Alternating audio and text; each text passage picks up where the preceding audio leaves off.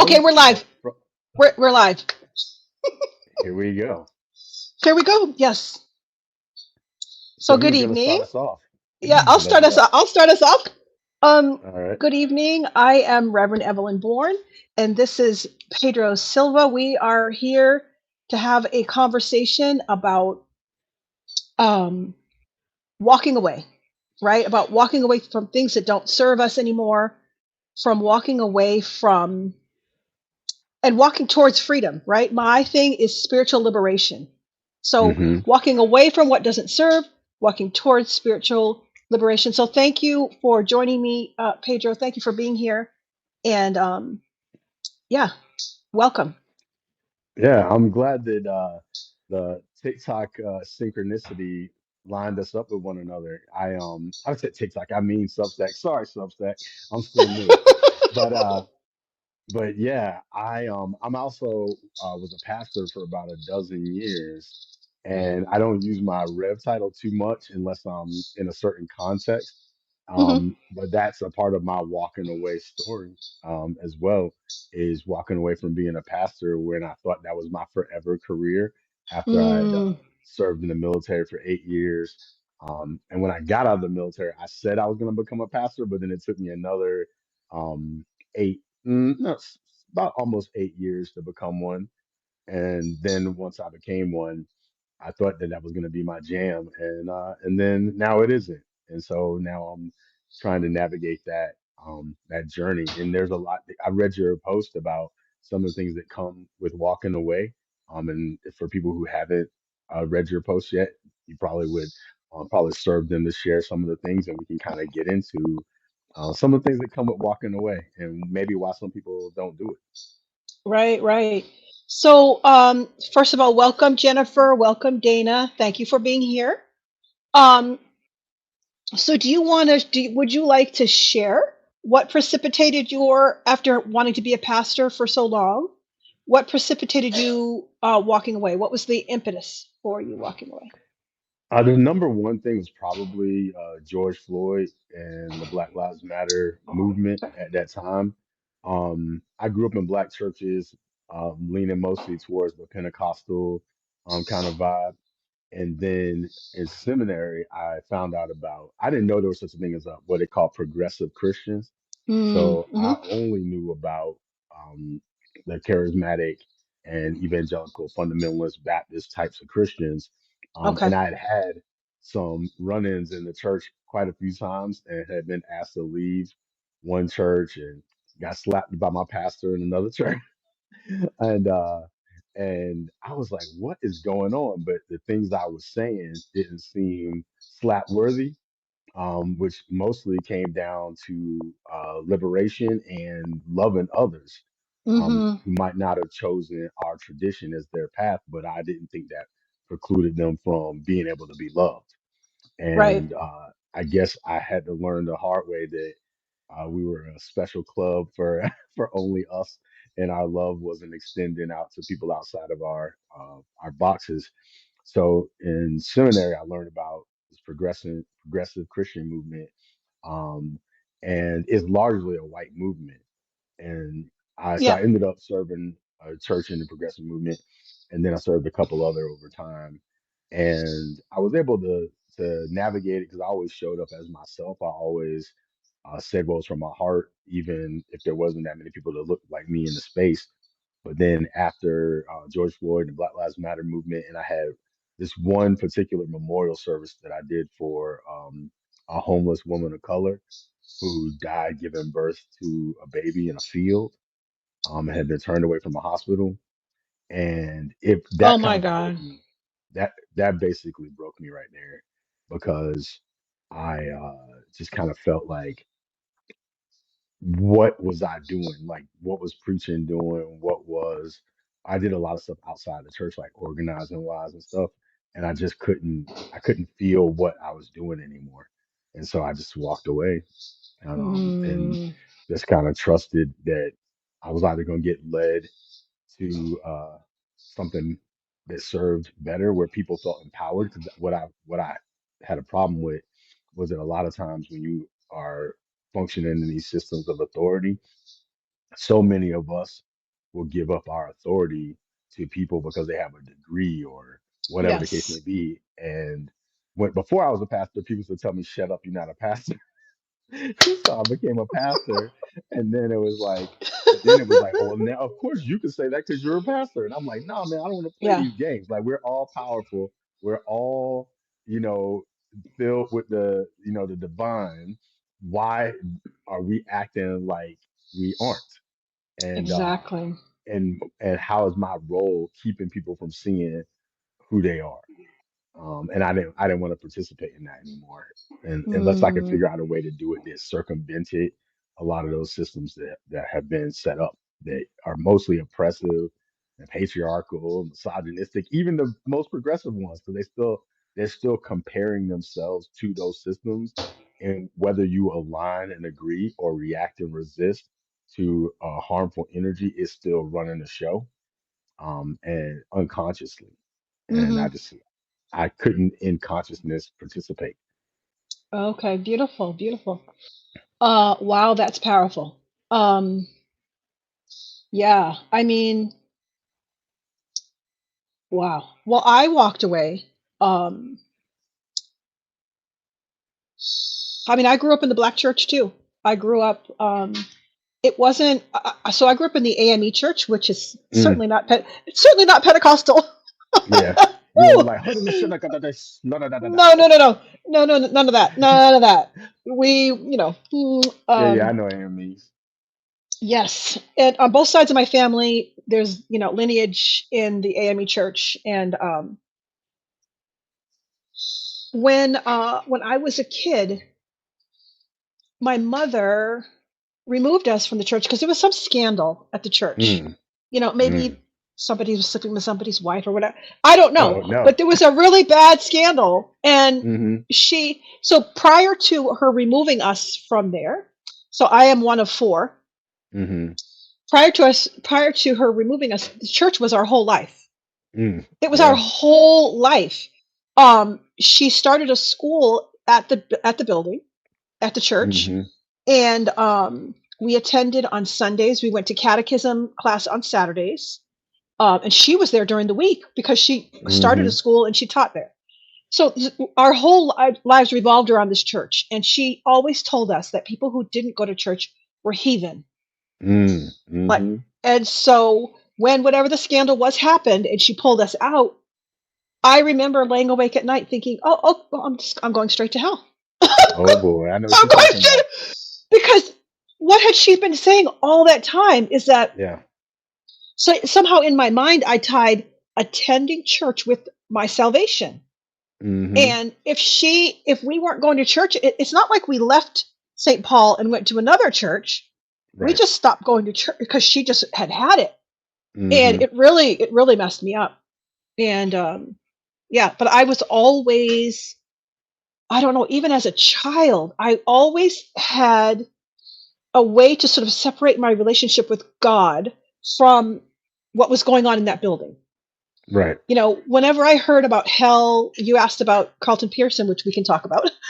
Mm-hmm. um, whenever I heard about hell and about how, whenever I learned that there's a thing called missionaries, right, where people Mm-hmm. go and preach the gospel and all that, and I would always ask, like, what about the people who live like in the mountains, like in places that aren't reachable? Why would God make them just to send them to hell just because? And Yeah. I would, yeah, asking questions is, no, you don't ask questions. Don't ask questions. Exactly. Exactly. Yeah. So, but yet, and still, I remained a Christian.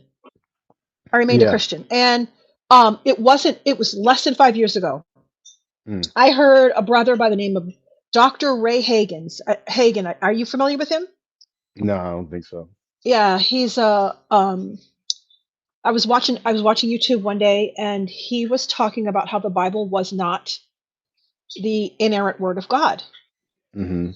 and I was like, "What's he talking about?" I said, "Oh, well, let me look at the comments because I bet they're going to eviscerate him in the Yeah. comments." Yeah, And Dana said same kind of kid as I was the same way. I yeah, was the yeah, same way. yeah. So Yep. they used to anyway. So he said that the Bible wasn't. True. I looked at the comments, everyone was agreeing with him. And I was Hmm. like, wait a second, wait a second, wait a second, wait a second. There are people that are saying that the Bible is not true. Like, I was freaking out. Hmm. And it sent that one video sent me down this whole rabbit hole Oh of like, wow. because I needed to prove him wrong. Because Right, right. I had dedicated my entire life, to Christianity and pleasing God and Hmm. being a good Christian, all these things. And I needed to prove him wrong. And I couldn't. I Yeah. couldn't. Yeah. That's got to be rough, and especially if it's only 5 years ago. Yeah. My So, entire yeah, yeah, my entire life. so one of the things with my situation too was my mom always felt called to preach, and when I was younger, my in my church when I was little, people decided I was going to be a pastor. My dad, he was like a player, so he wanted to be a pastor, but he always thought his past was going to prevent him from being a pastor. And then my mom wanted to be a preacher too, but she was a woman, and they didn't believe women could preach. Yep. And so both of them used to kind of put it on me that I was going to be a pastor. And I wasn't really sure because I was kind of like, man, they're saying it. And then in church, they'd be like, oh man, you got a preacher's neck. I know you're going to be a pastor. I mean, just little stuff. Mhm. And I kind of took to it. And then my dad and my mom split. And then I moved in with my mom and my grandma. Then my granddad died. And Oh. then I was like, they told me I was the man of the house. I wasn't even four. And they like kind of turned me into like a little adult. And then I tried, trying to be a little kid. I didn't have the capacity to do the things that they wanted from me, but I was trying to be like a little man. And everybody's like, oh, you're a little grown man, and all those other things. And so I was kind of buying into it. And I was like, I was reading the Bible, like just from like 5, 6 years old, reading it all Yep. the time, walking Yep. around, going to the mall, carrying out tracts, telling people they're going to hell, walking around with two New Testaments all the time. But I had cousins that were Muslims, and I used to have to spend a Oh. lot of time with them because my mom was a single mom, so she would drop me off with my cousins, and I would go to Juma, which is the Friday prayer services for Islam, on Mhm. Fridays, and then go to church with my grandma on Sunday. They dropped me off with my grandma in church, and my grandma would be like, "Don't be listening to the Muslims." Excuse me, but I was like, I couldn't. I was getting it was getting in my head, and and then they would say stuff like, "Man, you worship the white man," and like they were in the NOI when I Yep. was younger, and then Uh-oh. they went. Then when Wallace Dean Muhammad, I actually wrote a post about it, like how Malcolm Mhm. X informed my Christianity. Mhm. But I started getting in trouble real early because I started saying stuff from Islam at Oh church. boy. But to me it was just like my cousin said this, and we went back and forth, and we used to have competitions of whose God could beat who else's God. We were just goofballs. And then one day my cousin said to me, my grandma told me if I didn't get my cousins into heaven, it was on me, and that I wasn't gonna get any Wow. jewels in my crown and all this other crap. And I'm like believing it. So I kept trying to, save my cousins. And then one day my cousin said, "Man, why you always trying to save me, man? I'll try to convert you. You always trying to convert me." And I said, "I want to see you in heaven." And then he said, "Well, bro, you don't even be playing with me right now because you are so busy trying to get me to heaven. Then when we're trying to play, you acting like this." And I said, I heard him. I said, "Dang, he's right." And then I just thought, and I was young, so then I just kind of started a bunch of stuff. And but the main thing that got me was that my mom wasn't allowed to preach, and I was like, my mom was a single Yeah. mom trying to make it Mhm. in the world, but she was skilled at like biblical exegesis. Like she could Mhm. just dig into the Bible, and she would just like ran little Bible studies in our neighborhood and everything. But I was like, how is it that my mom couldn't preach? But I knew a pastor that literally was illiterate. Like he could not read the Bible. He couldn't read, Yep. period. Yep. And I was just like, that's crazy. And that always like messed with me. And when I got to seminary and found out there was churches that let women preach, that was like I was like, okay, I got to be about that. So that in a Yep. lot of ways, that was and Yvette Flunder. I don't know if you know Yvette Flunder. Uh-huh. Yep. So I met her when I was in seminary, and I told her I'm about to quit. I can't do this, and because I was in this weird transition period, and then she told me you can't quit because I was one of the only black people that was going through the standard process for this denomination. Everybody else went through something called privilege of call, which they already had in a ministry, and they just brought it into the progressive movement. But there was Mhm. very few of us black folks. who came in like following all the rules. And so Yep. she was like, you can't critique it unless you go through the whole thing. So then I went Yeah. through the whole thing and finished, but it almost knocked me out. So sorry for that Wow. long story. That's awesome. Yeah, I've never met her, but I'm familiar with her only through, knowing about Carlton Pearson. Mm. So my senior minister, um, how many years ago? I don't know, when there was that disturbance at the border, um, a bunch of at the Mexican border. Hmm. There was a bunch of clergy and the Poor People's Campaign. What's Oh that yeah, yeah, minister's name? yeah. Um, Now that you asked me, my brain slipped. Now it's gonna pop up in a yeah, second. I never I thought know. about Yeah, it'll pop up. They went down there to try to get in to pray for the families who were being held in cages and stuff at the border, at the Mexican border. that. Hmm. And my senior minister was in that group, and he was down. My minister was down there at that time. But I knew about him before and saw that Netflix movie about him, Oh and yeah. that also sort of shook my. Um, that was another little notch Oh, William or Barber. It just popped in my head. William Reverend Barber. Barber. Yes, Yeah, yeah. yes, yeah. That was another little finding out how those ministers treated him, how the bishops treated him Hmm. when he had that. He was basically starting to deconstruct, right? Yeah, yeah, When he had that epiphany, like yeah, hell can't be a thing, yeah. and yeah, So, that was amazing. so here's the funny thing with Carlson, right? Is when I got kicked out of my church, in 2002, some people in my church did like a little. They already were having problems with me, and they were kicking me while I was down. I was married to a woman that was apostolic, which is super strict. Like women can't wear pants, like can't wear Wow. jewelry, can't go to football games, can't go to the movies, like all this stuff. And I used to say to her, like, this denomination is, I don't, it doesn't affect me that much as a man, but Hmm. it's wrong to you. Like I would tell my own wife, like this is wrong. And she would be like, no, it's the only way. And then we wouldn't go to her church, but I went to a different church that was Pentecostal but less strict.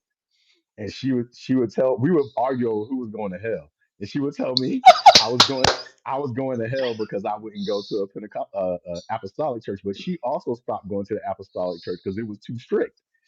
And then we went through a bunch of stuff. And she was like, we both going to hell, Pedro. We're going to hell. And I'm like, we're not going to hell. I'm not going to hell. This is such a stupid argument. But we ended up breaking up. And while we were going through the breakup, some of the people in church already were kind of like about me because I said, this is something I said, right? That got me in trouble. The pastor gave a sermon, and this guy was going off saying, thank God I'm not a Hindu. Thank God I'm not a Muslim. Then he was just listing off all the religions. Then he was like, thank God I ain't one of them gays. And I was like, good Lord, this dude is going in on folks. So after the service, everybody was like, yay. And they were like, oh, the pastor was on it today, huh? You like that sermon? And I kind of was like, mm. And then they were like, well, what's that about? I said, I just don't feel like he had to say all that. And then they were like, what do you mean? And I said, he's just listing off everybody except for us that they're all going to hell. And then I said, well, I was like 21, 22 at the time. And I said, I just don't understand why he can't just say, I'm glad I found Jesus and leave it at that and just do his thing. Why does he got to list off all these people? And then I said, and then they said, I said, well, if they are, and at the time I still thought they were going to hell. Like it wasn't like I didn't think it. And I Hmm. said, if they're going to hell, I said, these people are already going through stuff on earth, right? Especially like the gay people, like the LGBTQ wasn't a thing yet, but LGBTQ plus. Yep. So Hmm. I said, if they're going, their parents treating them like junk and blah, blah, blah, blah, blah, then they die and they go to hell, right? This is my logic. And I said, shouldn't we love them on earth and be kind to them on earth because they're already not getting love? Can we just love them while they're here, even if they are going to hell? And so I still thought they were going to hell. And they were like, oh, Hmm. so you trying to say it's okay to be gay? I said, I mean, I'm not gay. I'm not wrestling with that. I don't know what the deal is. And they and man, now I got friends gay pastors, but back then I was just like, and they were just mad about it. And I said, why do you Yep. care? Like, and that tripped me out. And then because of that, they started whispering around me. And I kept saying Jesus wasn't white. And they started having whispers around me. So when I started going through a divorce, they just would jumped on me and they were like, "Oh, you think you're so holy, but you're going through a divorce. God hates divorce." And then they told me God's going to abandon me unless I could, if I practiced biblical manhood and I had control over my wife, then we never would have broke up. And I was like, man, and it devastated me. I mean, they kicked me while I was down. Now I laugh about it, but when I back then, they almost made me lose my mind, like legit. That is crazy. Well, Yes, first of all, let's be clear. There are this many white people in the Bible. None. There are right. no white people in the Bible. And the divorce rate in Christianity is the same as in the wider world. Yeah, absolutely. It's But so if Christianity can't save marriages, yeah, it's kind of it's it's kooky. trippy. It's And kooky. I mean, I know I'm not saying that. First of all, don't even ask me about Jesus because the jury for me is still out as to whether or not he even existed. You know what I mean? right. Hmm. I firmly believe in Christ consciousness, right? You're right. But given all of the other shenanigans that have happened with the Bible and the outright lies about it, Hmm. it's just kind of, I mean, there was the whole Nicene Council to decide whether or not Jesus was divine or if he Hmm. was, so he was just, it was decided by committee. Really? Is that how it works? Like, let's all get together Biblical. and we're going to decide whether Jesus is divine or, so for me, I love God. I love the idea of Christ consciousness, which is God with us, right? It is Right. that manifestation of God in our midst. But Right. I still am unsure about whether or not, and I don't think it really matters that much, whether the person actually walked the earth and all that. Right. Because there's no credibility now because it's And that's a part it's of the so much made journey. up. That's part of the journey. Like Hmm. Killian in here said Killian. He said Yeshua, which is Yeshua. uh Yep. Jesus' name, or Yep. Yehoshua is what Yeah. it really is, which just means Joshua, which is basically Yeah. like God saves. Yeah. But that I can tell you about it. I went after I got kicked out of that church, and they invited me to a dinner, and I thought they were trying to make it up to me, and then they just went in on me. But Uh-oh. what was crazy is then one person said to me, Pedro, I know you're going through things right now, and we just need to take you to a Zusa festival, and Carlton Pearson will straighten you out. And I said, I don't give a D about Carlton Pearson at that time because I was so hurt. Fast forward some years, Carlton's going through the same thing, right? And worse because he had a big ministry that he fell from. And Yep. then I was literally writing a paper about Carlton in seminary in a Hmm. intra faith conflict class, Yep. and I was writing about his whole jam. And out of nowhere, this friend of mine writes me and says, "Hey man, do you want to meet Carlton Pearson?" And I said, "Yeah, I'm writing a paper about him right now." So so I wrote this. I said, "Yeah, I'll meet him." So I went, I met him, and uh, about maybe 2 weeks after I met him. And I'm gonna say this: Carlton Pearson was the most innocent man I ever met in my life. I'm talking about childhood, like childlike innocence. Hmm. I gave him his first sip of beer, and he was like, "Oh," but Wow. but but he like about a month or so after I met him, I thought I would never see him again. Hmm. And then all of a sudden, I get a text message, and we had a snowstorm in Boston where I was living at the time. I get a text message saying, "I just want to make sure you're safe." And I'm like, "Who is this?" And I text him, like, "Who is this?" And it's like Carly Moses. I'm like, "Carly Moses, who?" And then he's like, "Carlton Pearson. I met you a month ago." I was like, "What? You got my number?" And he said, "Well, I heard it was a snowstorm, so I asked your friend for your number. I wanted to check and make sure Oh you're all my right." goodness, how thoughtful. I know. Wow. And then we stayed in each other's life from then until he died. Like I went to his memorial service and Uh-huh. everything. and Wow. he installed me at my last church Uh-huh. and everything like that. At first he was like, "You sure?" Because people gonna look down on you for hanging around me. And I was just like, "No, man, like straight up, he was the most innocent person." And we Mhm. had like so many conversations about so many things, and we didn't agree on everything, but I will say that he was most sincere and like so hurt. I feel like he died because of the hurt, how the church Yes, treated him. absolutely. I feel, yeah. Yeah, He yeah, probably died of a because he broken heart.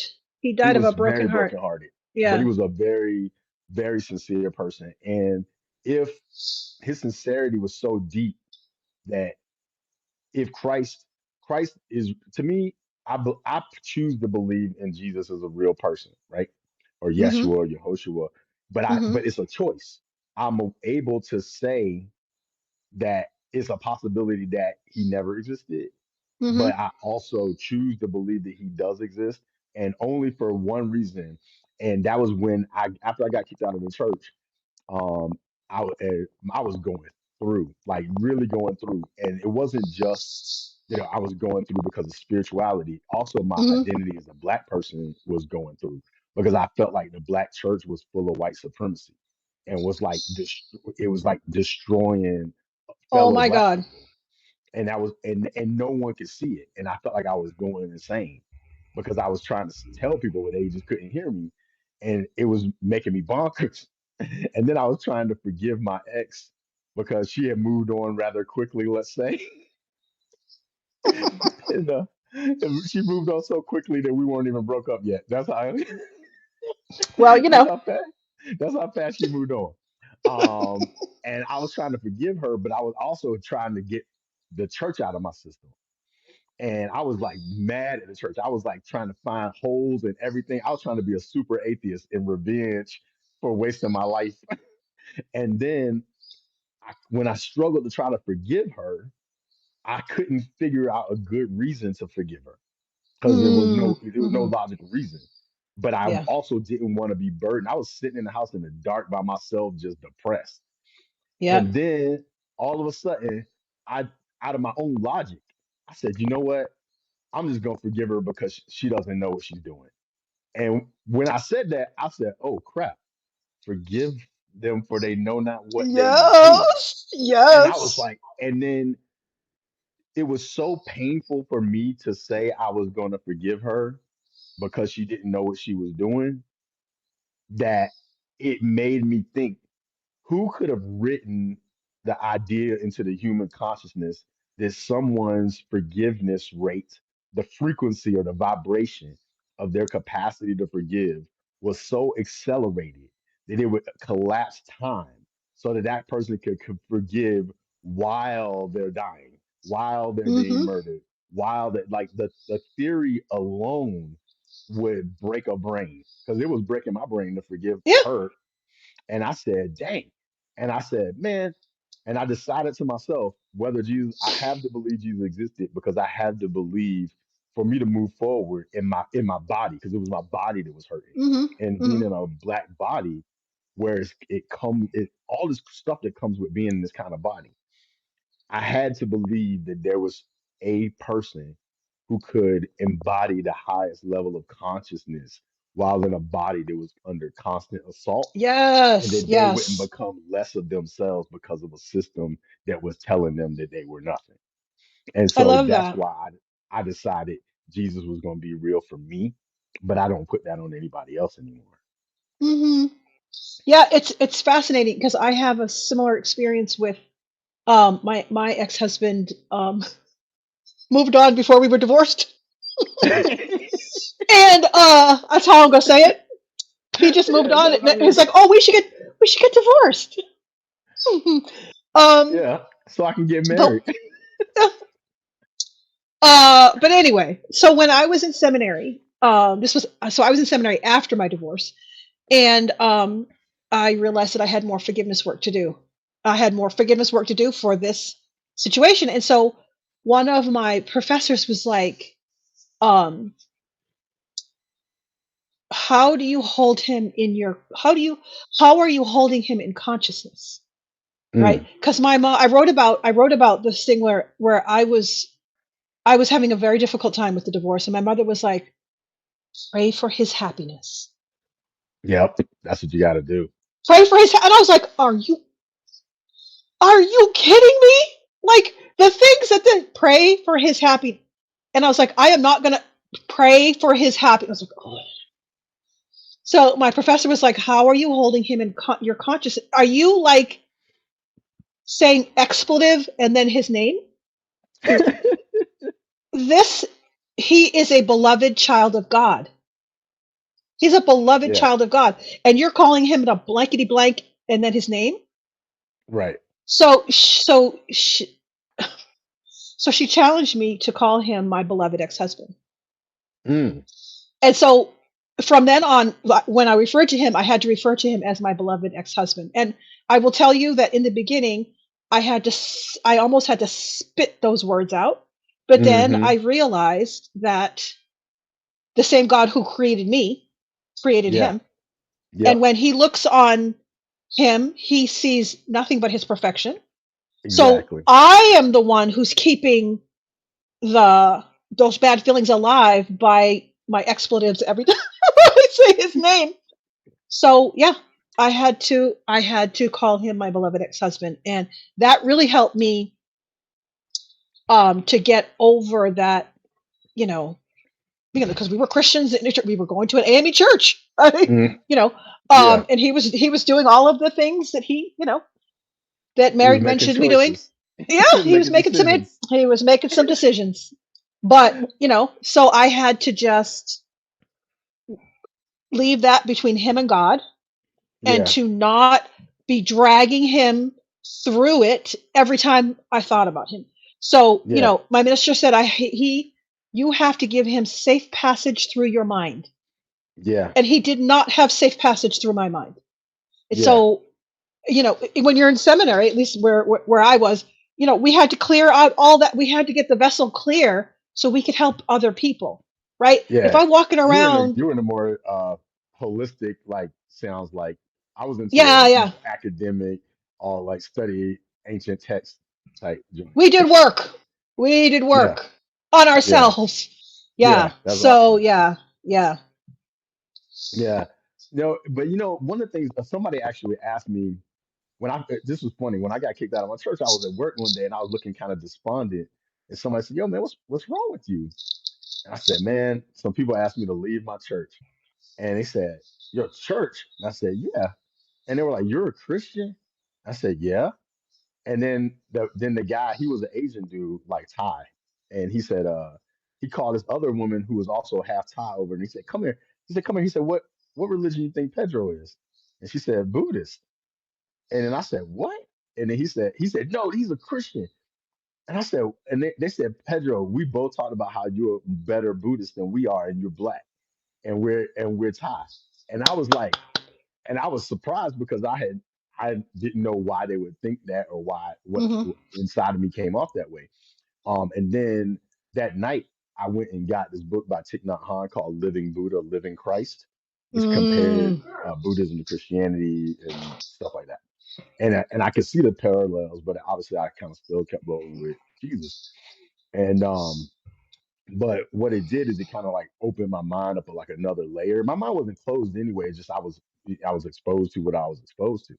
right. Um, but it kind of took me on this trajectory of understanding that really humans are trying, it's like some core questions that we're trying to make sense of, and our religions kind of Yes. give us those answers. So it's like, who am I? Where did I come from? What am I doing here? And where am I going when this is over?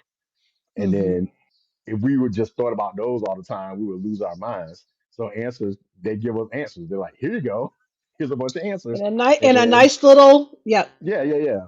And it gives us the capacity to kind of navigate this world, so we can say, I got that figured out. Now let me, do my job or, get my money or whatever. But this person asked me recently, Pedro, why are you a Christian instead of a Buddhist? Because that person also observed this, like, I guess, Buddhist type quality or whatever to my worldview. And I said, and I told him I'm a Christian, or I call myself a Christian, even though I'm starting to slightly slip away from calling myself that. But I call myself that because as it goes, but before I was talking about the embodiment piece, I was like, this journey is an embodied journey. And a lot of religions, they exist to solve a problem. And my problem is, how do I maintain my consciousness while in a body that could be easily distracted? And Yes, so, yes, so yes. Christianity is the religion for me that answers that question.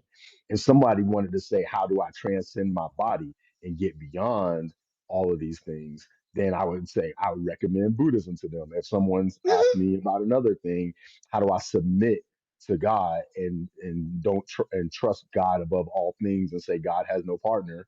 Then I would say go be a Muslim. But Yep, whatever Islam. it is, these religions solve a problem, and this is Hmm. Christianity solved that problem for me. If I get a different problem, maybe I'll have a different religion or no religion. But Exactly. I think that's one of the challenges we have to face is as we make sense of this world. That's what most of us are trying to do, is figure out how to make sense out of this world and how to answer some questions that we have, some fundamental questions, and how to. And these religions are here to solve problems, but we make somebody else's problem our problem, and then we tell Exactly. them you got to have my answer or die, which is just more Yeah, mess. it's crazy. And my issue, that's I love that sort of framework of um different religious worldviews for solving different kinds of problems. For me, the problem with what well, the problem, one of the issues that I have with Christianity is the high control. It's the talking about how it's the only way, right? The only way, and that if you don't accept Jesus as your Lord and Savior, you're going to hell. That's a problem. Mm, Right. That's a problem. The not loving everyone. Like, what did Jesus Hmm. say? Love God, love And everybody neighbor. else. Yep. And enemy. Yeah. Everyone, love God, love everybody else. That includes the gay guy down the street, the gay woman down the street, whatever. It's Yep. everybody, Right. right? Love everyone. Love Right. God, love everyone. Yeah. And the problem with Christianity, well, I mean, don't get me started with that, but it's like if we could just stick to that, what if we're gonna okay, so Jesus, whatever. If we could just stick to that, just love God and love one another, then Hmm. we don't need all of the religious politics and all of this other stuff that goes with it that Right. harms people. It harms people. Yeah, it does. And that's a challenge. And interestingly, I personally think that Jesus came to dismantle religion and then we made a religion out Isn't of it. Because if exactly? you look at Isn't that all the people wild? he had problems with were the religious people. And he also he kind of took people out of the synagogue, into the streets, and did all his work in the streets. And he modeled the behavior that if we modeled that behavior, we would have a completely different world. Yep. And he even criticized people. He said, "You cross land and sea to try to find one proselyte, and you make them twice as much a son of hell as yourself." And so, and he was saying that to the religious leaders who thought Hmm. that if they went out and save somebody, and he's like, no, don't do that. And even in Romans 10, it literally says in the Bible that people say, they say literally. In Romans 10, it says, do not say who will go to heaven or who will go to hell.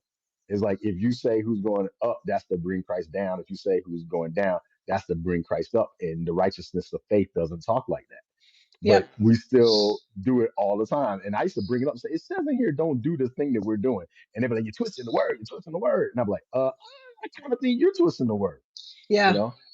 And so it's a lot of components in the Christian narrative that don't get taught. And a lot of, obviously, especially if you're black in America, I mean, we gotta face the fact that Christianity was used to oppress us. Like, no ifs, I ands, or buts have about it. I have a copy of the Slave Bible. I don't have it Oh, nice. handy. I would have to get up and go. Somebody sent me. I was doing a live talking about whenever, oh my God, whenever I found out that there was a slave Bible that they actually I did, and that's another thing that I didn't know. Yeah. The top of my head came off. And so somebody Man, who I'm was happy for watching, you. yeah, well, that was when somebody was watching the live sent it to me. She sent Oh, me a copy nice. of the Slave Bible, and it came in the mail, and I was like, "What is this?" I am telling you, Yeah. I've had that thing for 2 years. I have not been able to open it.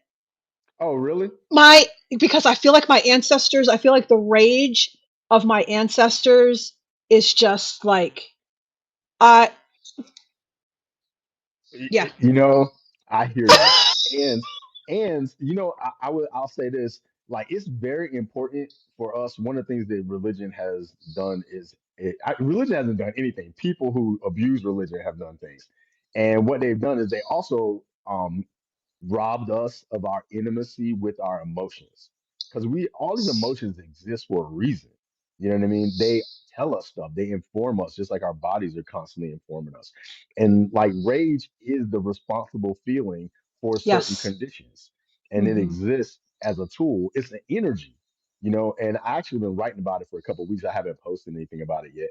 But the way that I'm writing it is that when we shut down our emotions, we are allowing ourselves to be robbed of our energetic inheritance because this energy exists for a reason, and it gives us, I think um it exists to perpetuate our aliveness. Because like when you get depressed and something like that, when I got depressed about my relationship with my wife and I was sitting there laying in the dark, couldn't get myself up, that was like I being angry was a fuel, like a fuel injector of something yep, going in my fuel injector to get me up. yeah, You yeah. know what I It mean? gets you. Yeah, And I was yeah, I was trying not to feel it, yeah. and I needed to go through that passage of anger to get to the place of being able to forgive. And in Christianity, especially with Black people, they we've been taught that church is the place where we can let our emotions out, because everywhere else we got to keep ourselves quiet. You know what I mean? Like if you go out in the streets, you can't, in your jobs and things like that, you got to be like, yes sir, no sir, and yes ma'am, no ma'am. And then on Sunday you fainting, you falling out, you screaming, you getting all those emotions out because they needed to come out, so they got bottled up and then got released on Sunday. And one critic said to me one time that a lot of Christians are spiritual bulimics, and they just get together and vomit all over the spiritually vomit all over the place on Sunday. And I was like, dang, man, that's terrible. But it was true in a way that we uh, let church be a place where we can release these emotions that are already pent up. But if we were able to integrate those emotions into our lives and give them room to be a part of who we are, we wouldn't have to be explosive. But But sometimes the that's explosive thing is ancestral. holding it in. That's Yeah, yeah, ancestral for because sure. the slaves had to do the exact same thing. And another one of my, I mean, I don't want to offend any white people who are watching this, but the white man's religion, is just like, it's like, how can you talked earlier about white supremacy in the black church, and I love what Dana's saying here about the Ethiopian Yeah, Bible. I need to get my hands on copying one of those, and that will help me. Yes, thank you. That will help me quell my rage. But the using the Christian Bible to justify chattel slavery, to right, and training up itinerant black preachers and telling them what they could right. say, but they had hush harbors, right? They Hmm. had hush harbors where they could go, you know, past that field, down there in Hmm. the hollow, where they would go and they would sing and they would, say what Bible verses they knew, and their indigenous Yeah, religion had been taken from them, because they were exactly. separated, and their languages were, they didn't keep people in language groups purposefully because they didn't want them to be Right, able to communicate, right? So right. as you said, that makes us detach from our emotions, it also makes us detach from the earth, right? Because Yes. a lot of religions in the areas where they stole bodies from, a lot of their Hmm. religions are earth based, right? Yeah, And yeah, so we have been dragged across the ocean into this fake religion that's all up here, right. and And so yeah. I think that one of the things that it's because of the way it's been taught to us and interpreted. Because when I stripped all that stuff from Christianity and revisited it apart from what's been taught, it also has its own indigeneity. like Jesus throughout the story, he talked about the land, the earth, consider the Yep. vines, consider the lilies of the field, consider the Yeah. birds.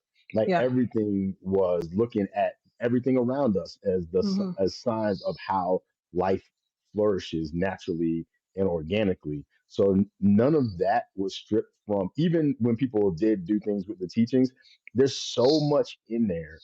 Like when I was in seminary, we would get like a passage and it would be like 12, 13, 20 books on one passage.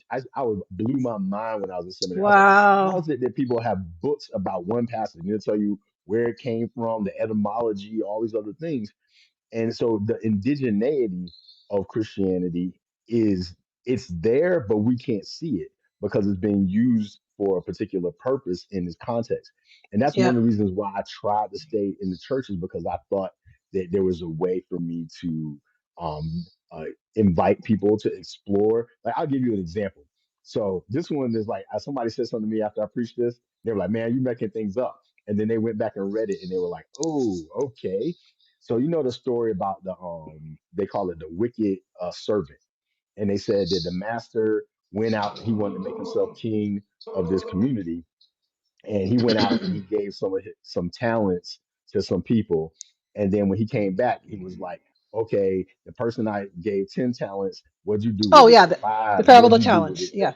Yeah. Right.